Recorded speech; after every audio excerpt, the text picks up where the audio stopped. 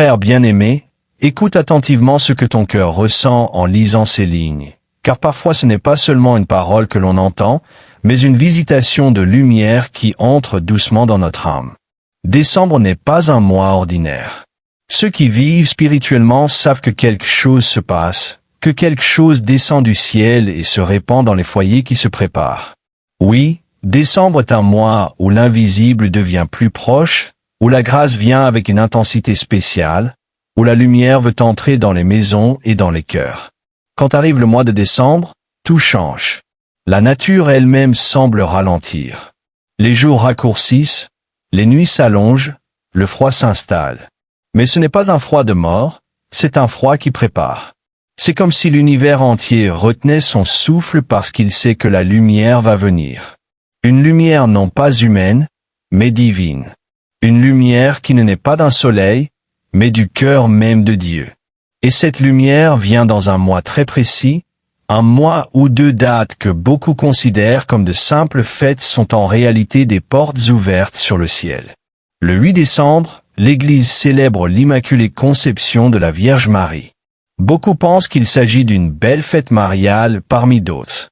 Mais ceux qui comprennent savent que ce jour-là, la pureté entre dans le monde d'une manière spéciale. Marie, immaculée dès le premier instant de sa conception, reflète une lumière qui descend sur ceux qui l'honorent ce jour-là. Il y a des grâces d'innocence, des grâces de protection, des grâces de paix qui se répandent ce jour-là sur ceux qui ouvrent leur cœur. Et vient ensuite le 25 décembre, la plus grande des solennités, la naissance de Jésus, l'instant où la lumière éternelle prend la forme d'un enfant. Ce jour n'est pas seulement la mémoire d'un événement passé, c'est un acte divin qui continue d'agir chaque année.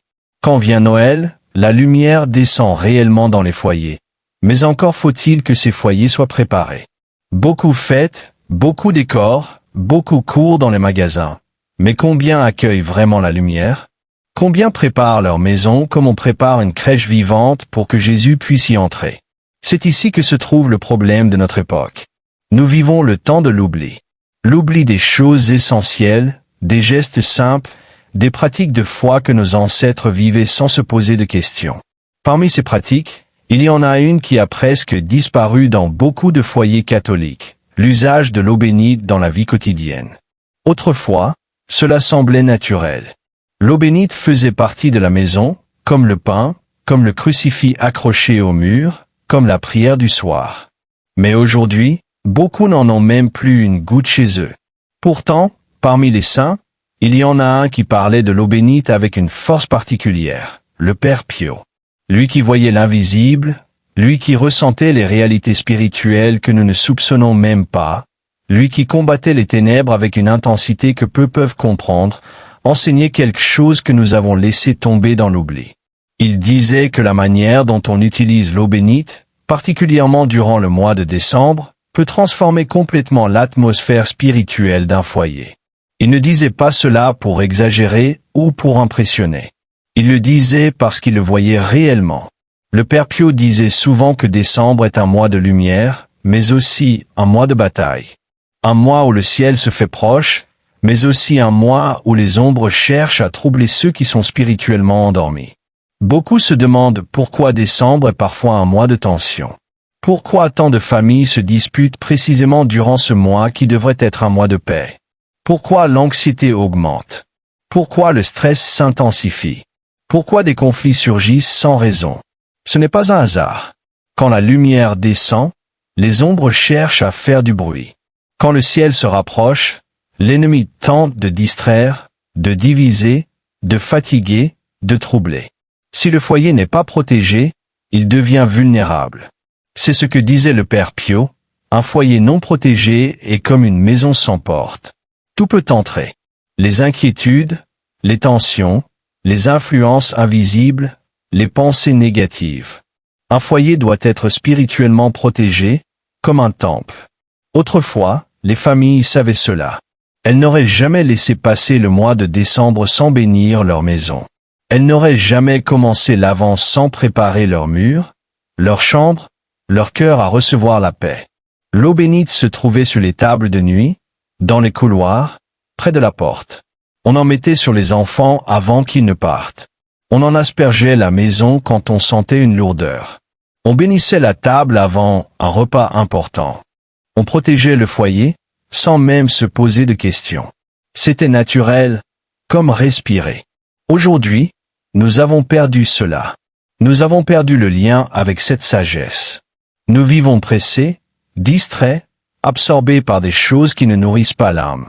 Nous avons oublié ces gestes simples qui protégeaient nos ancêtres. Et sans ces gestes, le foyer devient fragile. Non pas fragile matériellement, mais fragile spirituellement. Fragile intérieurement. Le Père Pio disait que la paix ne vient pas seule.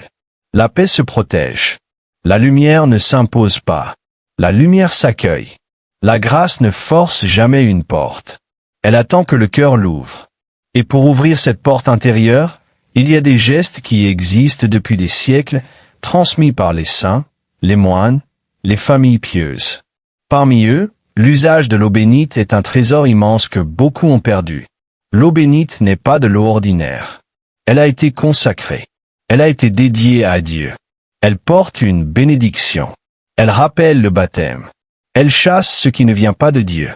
Elle apaise ce qui est agité. Elle purifie ce qui est troublé. Elle éclaire ce qui est confus. Elle protège ce qui est fragile. Mais seulement si elle est utilisée avec foi. Sans la foi, elle reste eau. Avec la foi, elle devient lumière. C'est pourquoi, en décembre, le Père Pio enseignait 3 gestes simples mais puissants. 3 gestes capables de protéger ton foyer durant tout le mois. 3 gestes qui, ensemble, forment un véritable bouclier spirituel. Il insistait sur ces gestes non parce qu'ils sont magiques, mais parce qu'ils sont spirituellement efficaces. Il les appelait les 3 piliers de la protection du foyer. Avant de les expliquer, il disait toujours ceci. Tu dois décider que ton foyer appartiendra à la lumière pendant ce mois. Tu dois le vouloir. Tu dois l'accueillir. Tu dois le proclamer. La lumière entre là où elle est appelée. Tu dois ouvrir la porte du cœur et la porte de ta maison. Et c'est ici que viennent les 3 pratiques que je vais développer dans les parties suivantes. La première consiste à bénir la porte principale. La porte est le seuil entre le monde extérieur et ton sanctuaire intérieur. C'est là que tout passe. C'est là que les personnes entrent. C'est là que les intentions, les paroles, les énergies viennent frapper. Bénir la porte, c'est consacrer le seuil. C'est dire à la lumière, entre ici. C'est dire à la nuit, tu ne passeras pas. La deuxième consiste à asperger l'intérieur du foyer. Quelques gouttes suffisent. Quelques gouttes qui tombent comme des graines de paix. On les laisse toucher les chambres, les lieux de vie, les endroits où l'on rit, où l'on pleure, où l'on rêve. L'eau bénite sanctifie ce qui est quotidien. Elle transforme la maison en une forteresse douce. La troisième consiste à se bénir soi-même chaque jour. Parce qu'un foyer ne peut pas être en paix si ceux qui y vivent ne sont pas eux-mêmes protégés. Se bénir, c'est se remettre sous la lumière. C'est dire au Seigneur, couvre-moi, guide-moi, protège-moi. C'est inviter le ciel à nous accompagner dans chaque pas. Ces 3 pratiques seront développées longuement dans les parties suivantes. Mais avant de continuer, je t'invite à poser un acte simple. Un acte de foi. Ce n'est pas une formule, ni une obligation, ni une superstition. C'est juste un geste d'ouverture intérieure. Un geste qui dit au ciel, je suis prêt. Tu peux écrire dans ton cœur, ou même à voix basse. La lumière de Jésus protège mon foyer ce décembre. Quand tu dis cela, tu te places dans la lumière. Tu proclames ce que ton âme désire. Tu ouvres une porte intérieure que Dieu respecte toujours. La lumière entre dans les foyers qu'il appelle. Elle agit dans les cœurs qui la désirent. Dans les prochaines parties, nous allons entrer plus profondément dans chacun de ces gestes pour comprendre comment ils transforment un foyer et pourquoi ils sont si importants particulièrement en décembre. Maintenant, frères, sœurs, que ton cœur s'est ouvert, nous pouvons entrer dans la première des 3 pratiques que le Père Pio recommandait avec tant d'insistance. Ce que je vais te partager ici n'est pas une méthode parmi d'autres. C'est une sagesse ancienne, une sagesse simple, une sagesse qui a accompagné les familles catholiques pendant des générations. Et si tu la fais revivre dans ton foyer, tu verras que quelque chose changera. La paix que tu croyais avoir perdue reviendra. La lumière que tu pensais lointaine deviendra proche. L'atmosphère intérieure de ta maison sera différente. La porte d'une maison n'est pas un simple objet. Ce n'est pas seulement un morceau de bois, un métal, un point d'entrée. Dans toutes les traditions spirituelles, la porte symbolise le passage entre deux mondes. Et dans la vie quotidienne, c'est exactement cela. La porte est le seuil, le passage, l'endroit où tout ce qui entre et tout ce qui sort passe. Et ce seuil, dans l'enseignement des saints, a toujours été un lieu de protection. Ceux qui ont grandi dans des familles très simples, dans des campagnes ou dans des villages loin du bruit, savent que la porte était sacrée. On la fermait la nuit avec soin. On y mettait une croix. On la bénissait. On y accrochait un rameau d'olivier béni. Le seuil de la maison était considéré comme le premier rempart contre tout ce qui pouvait troubler la paix du foyer. Et le Père Pio disait que dans l'ordre spirituel, il en est encore ainsi. Lorsque la porte principale est bénie, elle devient comme une barrière lumineuse. Elle garde, elle protège, elle veille, elle empêche les influences négatives d'entrer. Elle empêche les ombres de s'infiltrer silencieusement. Elle empêche les tensions de s'installer. Mais lorsque la porte n'est pas consacrée, lorsqu'elle n'est pas bénie, lorsqu'elle est laissée sans protection, elle devient un point de passage ouvert aux vents invisibles. Les saints disent que l'âme ressent ce que le corps ne voit pas. Et combien de fois entre-t-on chez soi avec une fatigue étrange, une lourdeur que l'on n'explique pas, une agitation qui n'a pas de cause apparente? Combien de fois sent-on que, sans raison, la paix semble s'être envolée? Souvent, cela vient non pas de l'intérieur, mais de ce qui est passé par le seuil.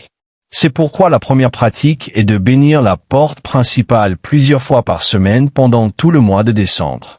Pas parce que décembre est dangereux, mais parce que décembre est un temps de lumière.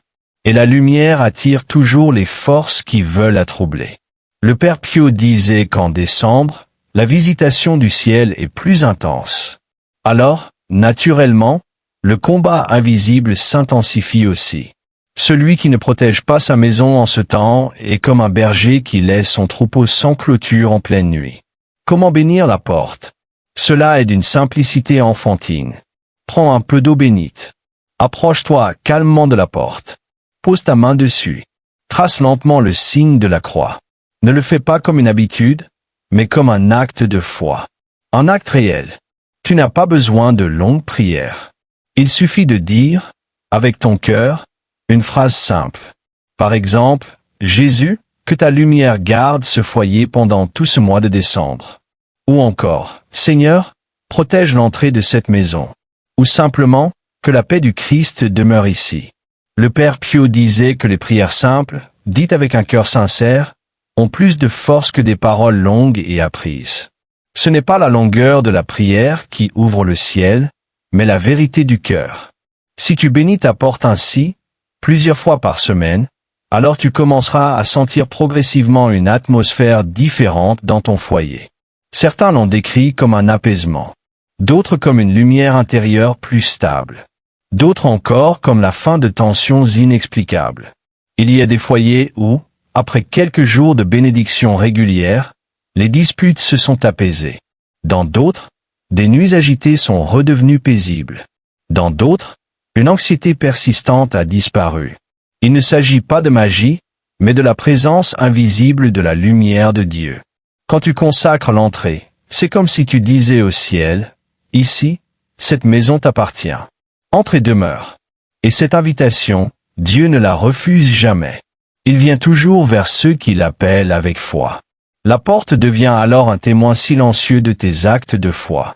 Chaque fois que tu la bénis, tu la rappelles à son rôle profond, être le seuil de la lumière. Maintenant, passons à la deuxième pratique. Celle-ci concerne l'intérieur du foyer. Car protéger la porte, c'est protéger l'entrée. Mais protéger l'entrée ne suffit pas.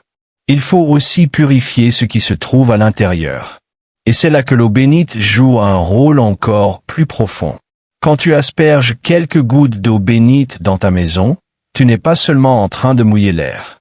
Tu accomplis un geste qui a un poids spirituel immense. Il faut comprendre une chose importante. Une maison n'est pas seulement un lieu matériel. Elle garde les mémoires. Elle retient les atmosphères.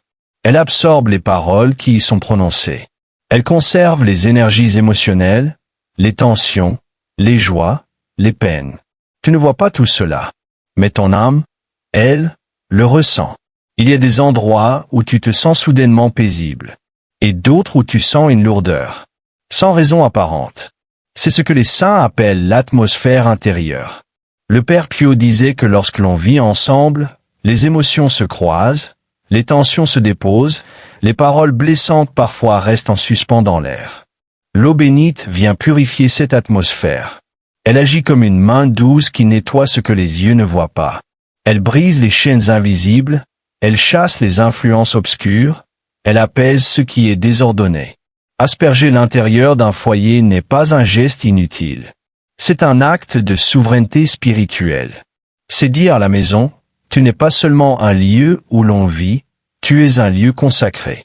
Tu appartiens à Dieu. Et tout ce qui n'est pas lumière doit sortir.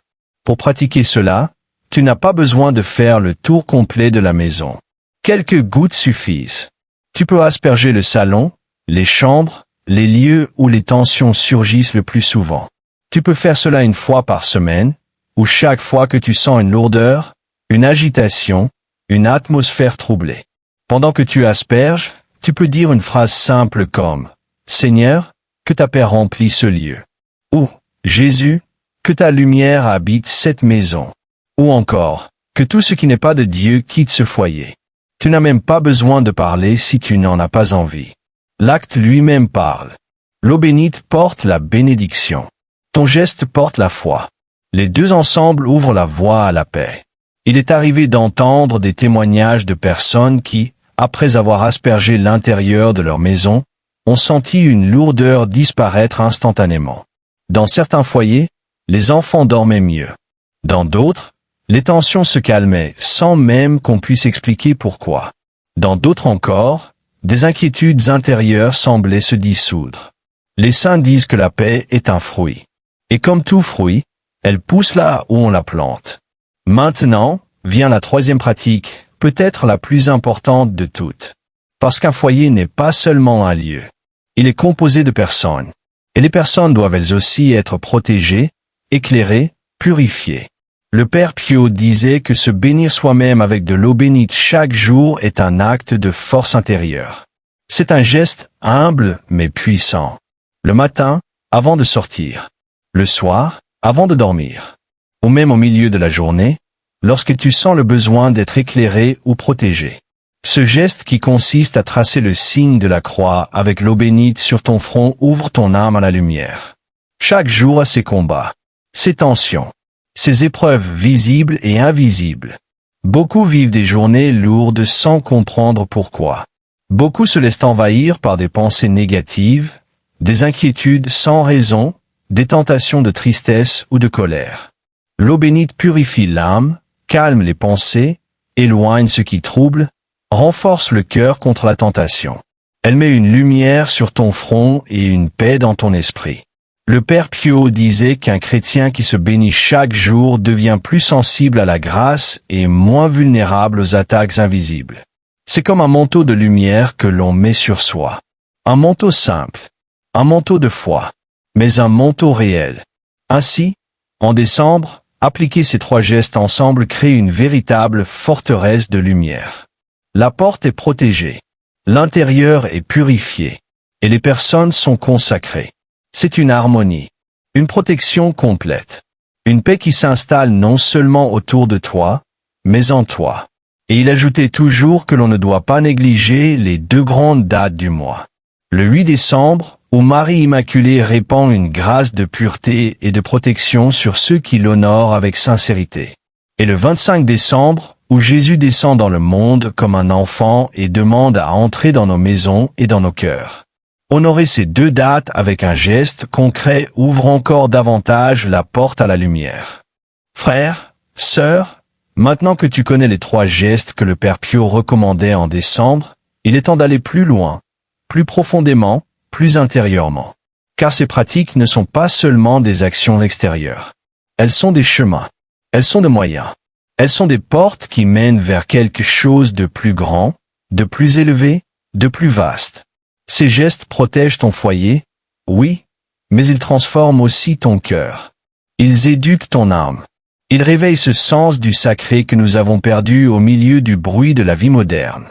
Ce que beaucoup ne comprennent pas, c'est que ces pratiques, si simples, réveillent quelque chose que nos ancêtres connaissaient très bien. Autrefois, dans les familles catholiques, le mois de décembre n'était pas seulement un mois de décoration, de marché, de repas, de préparatifs matériels. Il était un mois sacré. Un mois où l'on sentait un parfum particulier dans l'air. Un mois où les familles se mettaient ensemble autour de la prière, où l'on attendait la lumière de Noël comme on attendait un visiteur précieux. Ce mois avait une atmosphère que l'on n'a presque plus aujourd'hui. Une atmosphère de veille intérieure, de douceur, de silence, de vigilance, de désir de Dieu. Aujourd'hui, nous marchons dans des rues illuminées mais chargées de précipitations. Les lumières extérieures brillent, mais beaucoup de foyers sont sombres à l'intérieur. Les décorations sont là, mais le cœur n'est pas prêt. Le Père Pio disait que les grandes fêtes ne doivent jamais être seulement des dates à célébrer, mais des portes à franchir. Et il ajoutait que celui qui se prépare intérieurement reçoit 1000 fois plus que celui qui se contente de regarder l'extérieur. Les 3 pratiques de l'eau bénite préparent non seulement la maison, mais l'âme. Et c'est cela qu'il faut comprendre pour entrer pleinement dans la grâce du mois de décembre. Car le cœur humain est comme une maison. Il a une porte, il a des pièces intérieures. Il a des zones lumineuses et des zones sombres. Il a des endroits où la paix règne et d'autres où la confusion habite. Si tu protèges ton foyer avec l'eau bénite mais que ton cœur reste fermé, la lumière n'entrera que partiellement. La paix sera fragile. L'atmosphère intérieure restera vulnérable. Décembre est un mois où le ciel descend, mais il descend dans les cœurs qui s'ouvrent. Et pour s'ouvrir, il faut comprendre ce que signifie le 8 décembre et le 25 décembre. Ces 2 dates ne sont pas séparées. Elles sont liées comme 2 battements du même cœur. L'Immaculée Conception est la préparation. Noël est l'accomplissement. L'une ouvre le chemin, l'autre accomplit la promesse. Le Père Pio disait que celui qui accueille Marie avec sincérité prépare parfaitement son cœur pour accueillir Jésus. Le 8 décembre, jour de l'Immaculée Conception, est un jour où le ciel répand une grâce particulière de lumière et de pureté. Non pas une pureté sévère, mais une pureté douce, qui apaise, qui guérit, qui éclaire. Une pureté qui ne juge pas, mais qui relève. Une pureté qui ne condamne pas, mais qui console. Marie, en ce jour, passe dans les foyers qui l'invoquent avec sincérité et y laisse un parfum de paix. Elle passe avec une lumière qui ne brûle pas, mais qui adoucit, qui ne force pas, mais qui attire. C'est une lumière maternelle. Une lumière qui enveloppe. Une lumière qui protège. Quand tu bénis la porte de ton foyer en décembre, tu traces sur elle un signe de croix qui appelle cette lumière. Quand tu asperges l'intérieur, tu prépares tes pièces à cette visite. Quand tu te bénis toi-même, tu accueilles cette douce pureté dans ton âme.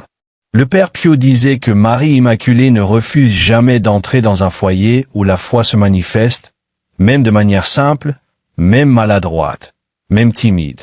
Elle n'attend pas la perfection. Elle attend un pas, un geste, une ouverture.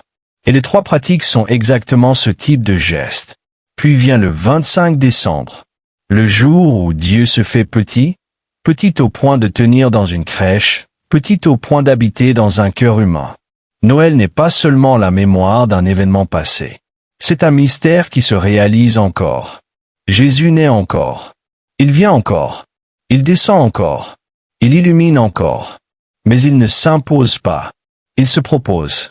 Il attend que ton cœur soit préparé, ouvert, purifié. Si tu as protégé ta maison avec l'eau bénite et si tu as honoré Marie Immaculée avec sincérité, alors Noël devient plus qu'une fête.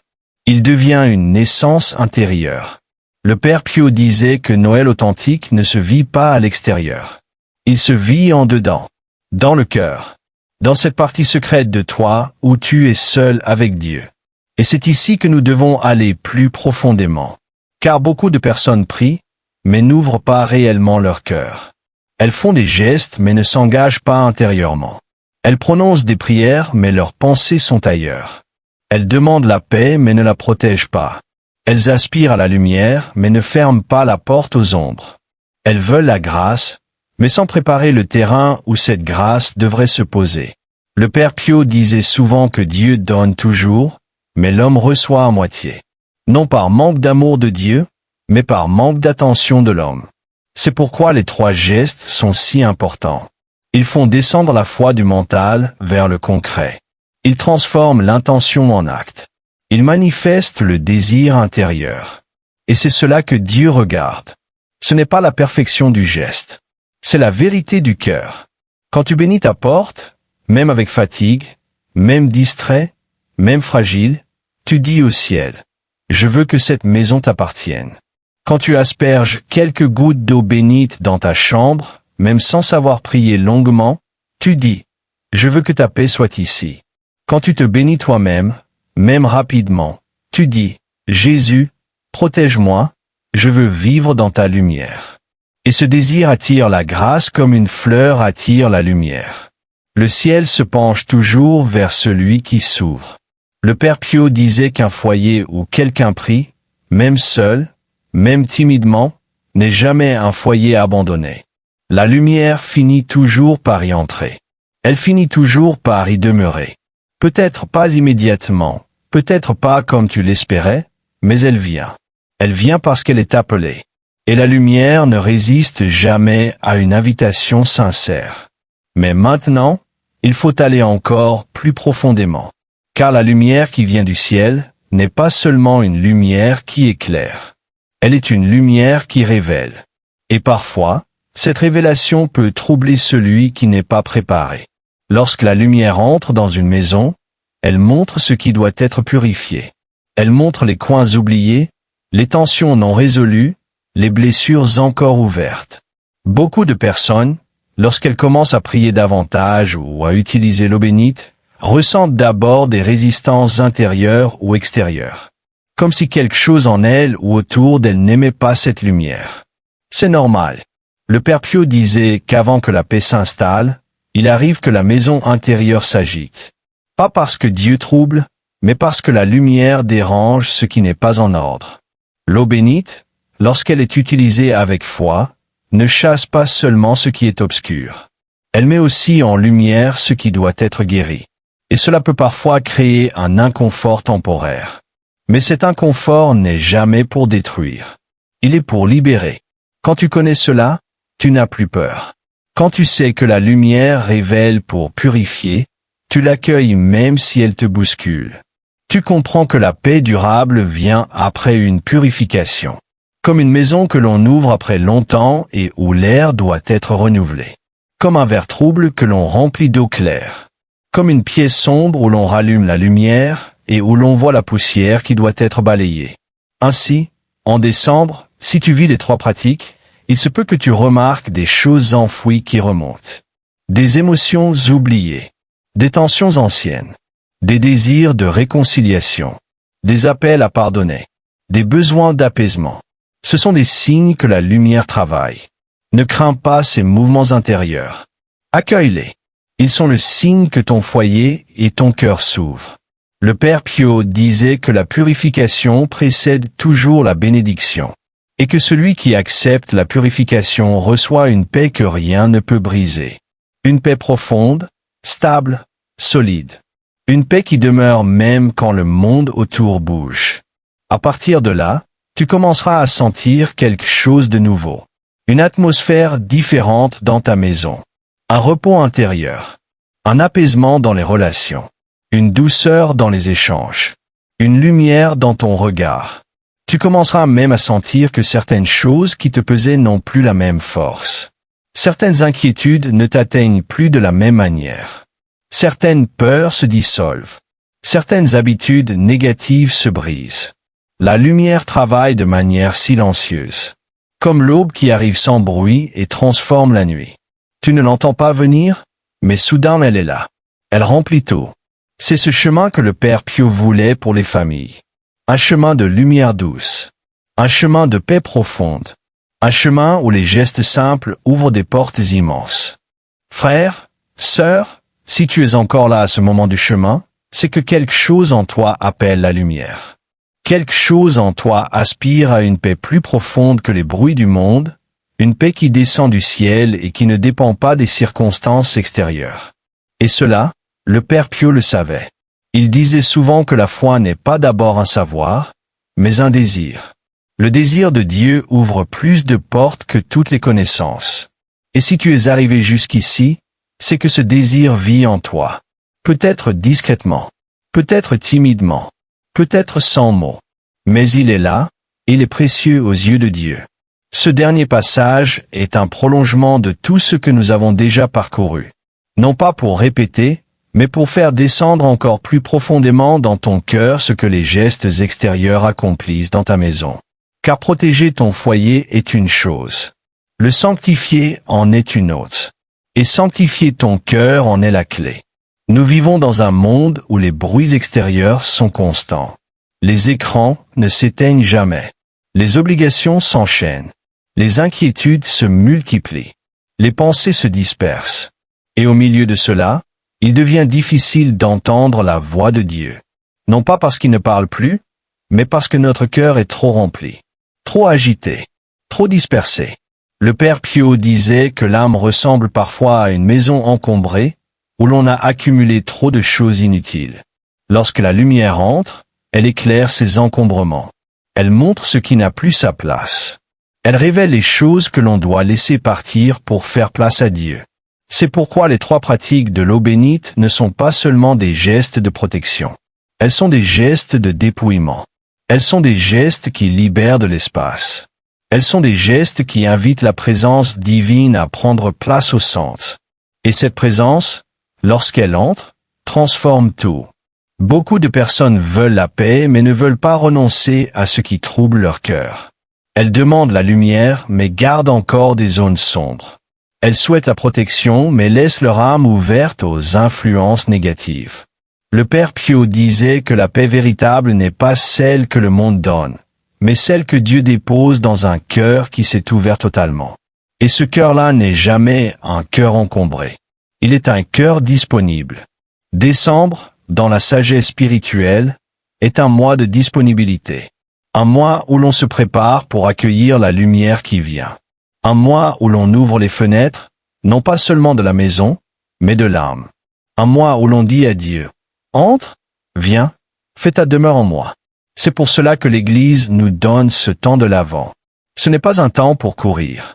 C'est un temps pour attendre, pour respirer, pour préparer, pour accueillir. Mais aujourd'hui, ce sens de l'Avent est presque perdu. Nous sommes pressés. Nous sommes distraits. Nous sommes absorbés par des milliers de petites choses. Et au milieu de toutes ces occupations, nous manquons le passage du ciel. Comme si nous étions dans une pièce bruyante et que le Christ passait devant nous sans que nous le remarquions. Les 3 pratiques du Père Pio sont comme des gestes qui coupent ce bruit. Elles créent des espaces de silence. Elles créent des moments de respiration. Elles rappellent à l'âme ce qu'elle savait autrefois. Elles réveillent une mémoire spirituelle qui sommeille en chacun de nous. Une mémoire qui se souvient de la lumière, de la paix, de la présence de Dieu. Lorsque tu bénis la porte de ton foyer, tu rappelles à la maison qu'elle est un lieu sacré. Lorsque tu asperges l'intérieur, tu rappelles à l'atmosphère qu'elle doit être un espace de paix. Lorsque tu te bénis toi-même, tu rappelles à ton âme qu'elle appartient à Dieu. Et peu à peu, ces rappels deviennent des habitudes. Ces habitudes deviennent des ancrages. Ces ancrages deviennent des lieux de rencontre. Et ces rencontres deviennent des sources de paix profonde. Le Père Pio disait qu'il faut toujours commencer par de petits gestes. C'est ainsi que l'on construit quelque chose de grand.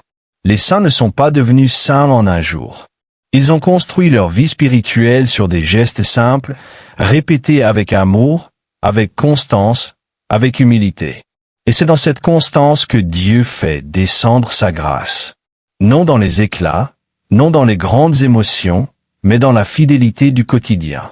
Beaucoup pensent que la vie spirituelle est difficile, qu'elle demande un niveau extraordinaire, une intelligence spéciale, une force particulière. Mais les saints, eux, disent le contraire. Ils disent que la vie spirituelle est simple.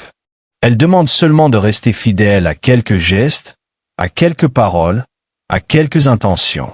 Le Père Pio disait que si une famille mettait en pratique quelques gestes simples avec foi, elle recevrait plus de grâce qu'elle ne pourrait imaginer. Et que ces gestes seraient suffisants pour maintenir la lumière dans la maison et la paix dans le cœur. Ainsi, lorsque tu vivras ces pratiques en décembre, ne les fais pas comme des tâches. Vis-les comme des rencontres. Rencontre avec la lumière. Rencontre avec la paix. Rencontre avec Dieu lui-même. Et laisse ces rencontres t'ouvrir davantage. Si tu sens de la résistance en toi, ne t'inquiète pas. La résistance fait partie du chemin. Elle révèle les attachements, les peurs, les blessures. Mais si tu persévères, tu verras que ces résistances tomberont, comme des chaînes qui se brisent une à une. Maintenant, il faut parler d'un point essentiel que le Père Pio soulignait souvent. La bénédiction d'un foyer ne dépend pas seulement de ce que l'on fait, mais de ce que l'on laisse entrer dans son cœur. La maison peut être bénie, mais si le cœur reste fermé, la paix reste superficielle. La maison peut être protégée, mais si l'âme est dispersée, la lumière ne pourra pas y demeurer. La maison peut être purifiée, mais si les pensées sont envahies, la tranquillité restera fragile. C'est pourquoi, au-delà des gestes extérieurs, le Père Pio invitait chacun à faire un geste intérieur, offrir son cœur, offrir sa journée, offrir ses peines, offrir ses doutes, offrir ses inquiétudes, offrir ses faiblesses. Non pas pour paraître parfait, mais pour être vrai. Dieu ne demande pas la perfection. Il demande la vérité. Un cœur vrai attire la lumière plus sûrement qu'un cœur parfait. Au cours du mois de décembre, fais un geste intérieur chaque matin. Dis simplement, dans le silence de ton âme, « Seigneur, je t'offre cette journée. » Et le soir, dis, « Seigneur, merci pour ce que tu m'as donné. » Ces deux phrases, si simples, ouvrent des portes immenses. Elles créent un lien. Elles installent une habitude divine. Elles font de la journée un espace où Dieu peut agir. Et cela, ajouté aux 3 pratiques de l'eau bénite, crée une harmonie spirituelle qui transforme un foyer. Le Père Pio disait qu'une maison où l'on prie, même très simplement, devient un petit sanctuaire. Non pas un sanctuaire de pierre ou de marbre, mais un sanctuaire vivant. Un sanctuaire où Dieu se plaît à venir. Un sanctuaire où Marie trouve un refuge. Un sanctuaire où les anges demeurent en paix. Décembre est l'occasion de faire de ton foyer un sanctuaire. Non pas avec des ornements, mais avec la lumière. Non pas avec des décorations, mais avec la paix. Non pas avec des objets, mais avec des gestes d'amour. Et ces gestes attirent la présence. La présence attire la grâce. La grâce attire la paix. Et la paix attire la lumière. Tu verras alors que Noël deviendra différent. Non pas plus bruyant, mais plus profond. Non pas plus décoré, mais plus habité. Non pas plus chargé de préparatifs, mais plus riche de sens. Et lorsque viendra le 25 décembre, tu sentiras dans ton cœur non pas seulement la joie d'une fête, mais la présence d'une naissance. La naissance de Jésus en toi. La naissance de la lumière dans ton cœur. La naissance de la paix dans ton âme. Et lorsque tu arriveras au bout de ce mois, tu regarderas en arrière et tu comprendras que ce n'a pas été un mois comme les autres. Tu sentiras que tu as ouvert des portes, que tu as purifié des pièces intérieures, que tu as renforcé ta maison, que tu as apaisé ton cœur, que tu as commencé un chemin qui peut continuer bien après décembre. Le Père Pio disait que ceux qui vivent un mois de décembre dans la lumière portent cette lumière pour le reste de l'année. Ils deviennent des foyers vivants de paix. Ils deviennent des lampes dans la nuit. Ils deviennent des témoins silencieux mais puissants de la présence de Dieu. Et maintenant, pour conclure ce long chemin parcouru ensemble, je veux t'inviter à un dernier geste. Ferme un instant les yeux. Respire doucement. Laisse tout ce que tu as lu descendre dans ton cœur. Et répète intérieurement ces paroles simples. Seigneur, entre dans ma maison. Seigneur, entre dans mon cœur. Seigneur, habite en moi. Ce geste suffit. Cette prière suffit. Ce désir suffit. Et pour sceller tout ce que tu as reçu, tu peux dire la prière de consécration que nous avons évoquée. Une prière simple, humble, mais puissante. Elle ne demande rien d'extraordinaire. Elle demande seulement que tu la dises avec ton cœur.